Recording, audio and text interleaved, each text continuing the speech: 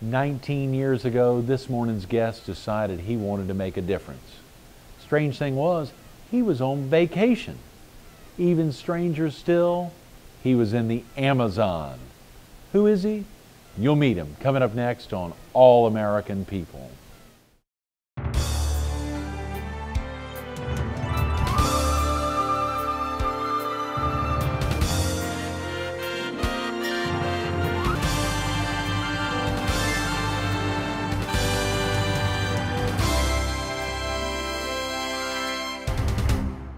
Good morning. Welcome to All American People. This morning we're at the campground of the year as voted on by All American Cities, Ocean Lakes Family Campground. We're focused on Project Amazonas, and we're visiting with one of its co-founders, Robert Shelley. Good morning, Robert. Good morning, Greg. Good to see you. Thanks so much for coming in early this morning, and of course being down at Ocean Lakes Family Campground, them letting us here in the golf car rental and sales facility a little earlier than they open up. Had you been in here before? Sure, one of the most exciting places on the Grand Strand. It is amazing. It is beautiful, absolutely beautiful. 310 acres, and of course yesterday we were with Lance Thompson, their Vice President and General Manager, sharing about, of course, the passing of the co-founders, Nelson and Mary Emily Jackson, all over the last 12 months. So it's, albeit they continue to focus and move forward, the 5 daughters that carry on the Jackson family name and continue to grow a number of properties. Well, I'm sure they will, but they have got some big shoes to fill. They do. Because Mr. Jackson and his family, I mean, they had some visions from beyond reach almost, but he reached them. Absolutely. And always helped people. Very definitely. And I think probably, as we were talking about earlier before we started filming, some of his goals in life were very similar. It seems like he may have been somebody you learned from, because you surely picked up on some of those. He's certainly been an inspiration to a lot of people. A lot of people. He's reached out and helped a tremendous lot of organizations and people. A lot of people have been without Mr. Jackson being in the community. Right, right. Robert, about yourself, are you originally from the area? Yes. You grew up actually in Myrtle, or in, of course, a lot of our viewers in the PD and southeast North Carolina have been coming down to Myrtle for years. Are you a native of Myrtle Beach? Yes, in the south end of Myrtle Beach. Okay, great, great. What was that like growing up here in the area? Oh, well, Myrtle Beach was a small town. And I say town, and we had, when you went to town, you basically saw everyone, and you could call them by first name basis. And the main hub of Myrtle Beach was Chapin Company, and the surrounding areas where everything was at, Chapin Company. But life was a bit of a struggle growing up in Myrtle Beach because it was a small little community, and it originated through people like Mr. Jackson and stuff that saw a vision, and the Burris's that saw a vision. And developed it into a thriving tourist industry. But there was always jobs. There was always things to do, especially in the summertime. Right. You could always find, people would always have things to do, because people have visions, and they reached out and helped others. Oh yeah, very definitely. Robert, you know, I opened up talking about Project Amazonas, and this is really something a lot of folks probably are not familiar with. It's a pretty amazing adventure, and of course we'll encourage folks to visit the website, but if they don't have time to visit the website or don't even have access to the internet, fill them in a little bit. What is Project Amazonas? Well, the Project Amazonas really created from several contractors. Ray Sandell out of Georgia, he and I was a commercial contractor when I got to be an adult. He and I had built mausoleums together throughout the Carolinas, Virginia, and part of Georgia. And with his contacts and my contacts, we wanted to go somewhere for a different type vacation. So we come up with the idea, well, let's go to the Amazon. Let's go to the rainforest. Nobody's been on the Amazon from this area. On a vacation? On a vacation. We were going to see if we could board the big Amazon. And it developed through 6 or 8 months of planning that we're going to see if we can survive in the rainforest for 5 days with no food and no water. Oh, come on. That doesn't sound like a vacation. Not like people coming to Myrtle Beach, Robert. We're talking about a bunch of contractors, okay? Hands-on guys. We always think we're a little tougher than someone else. So we did survive, and we carried 2 doctors with us. And us contractors, we had been very fortunate, very blessed. We'd worked hard. So we rented this big boat, and we carried 2 doctors with us with medicine for ourselves in case something happened to us. Well, after we survived the rainforest for 5 days, and those first 2 were a little scary, and needless to say, it takes a while to adjust to what you can and can't eat in the Amazon. We took the big boat on up the river and stopped at different areas where we'd see tribal people where they'd never seen, per se, white man, and this big gigantic boat. And we'd actually find tribes that had children that were dying, or children that were already dead and wrapped up in banana leaves that died like the night before. But as we and Americans, we don't realize that death is part of living, that they still accept. And we saw children there that died from stomach worms, simple as stomach worms. 2 pills today, 2 pills next week, and they're cured of stomach worm. Other than that, the gory facts that it may be, the worms eat the lining of the stomach out, the stomach bursts and they die. We gave all our medicine away, and that was our first touch of all of us having a humanitarian heart about trying to take a little life that's just as precious as our president's children's lives are in the sight of God. Right. So we knew we could reach out and touch those, and we did on our first little trip. Went down there on vacation. Wow. And from that, and this was how many years ago, Robert? this was in 1992. Okay. We first went, and next year we decided, well, we're going to do this every year. So we decided we'd go to Australia. Australia, yeah. Go in the outback for 3 weeks. And we did, and we lived on the land in the outback for a week. That wasn't as much fun as the Amazon was, because at least the Amazon has a lot of food in it. The rainforest does. But all the time we were in Australia, we were talking about the children in the Amazon. No. And seeing the death there. But, you know, the people were happy. The tribal people were happy. In the Amazon. Yeah, they've never seen a light bulb burn, never seen color, heard music play, but they're happy.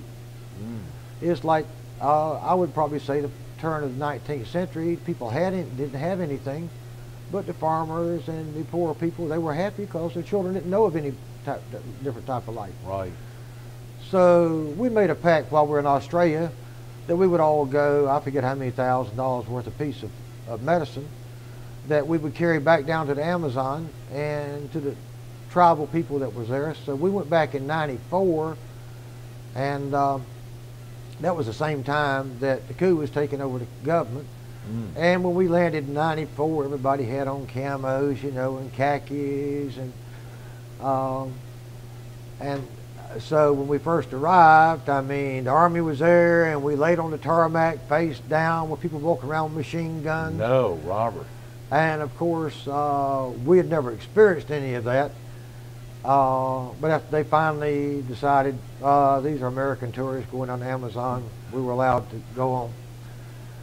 But and while on this trip, we made a pact on top of the ship that night that we're going to come back down and build a clinic on the side of the Amazon. Oh, come on. But we had no knowledge of what we were doing.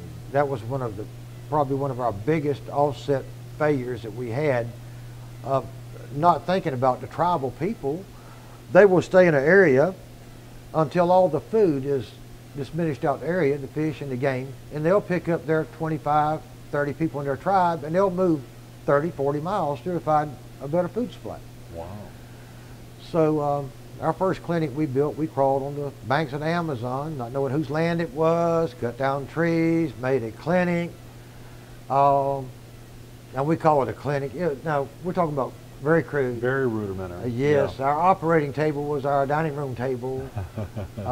Mosquito nets was what protected if we had to have an operation or something with a doctor, that protected the environments from coming into the open lungs or whatever they had. Right.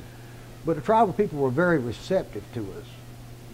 They, after the second and third trip to this clinic, we would go down and find all this food that all they had to offer to give back. No, they were offering that to you as Yes. a thank you for what you... Yes, as a Wow. thank you.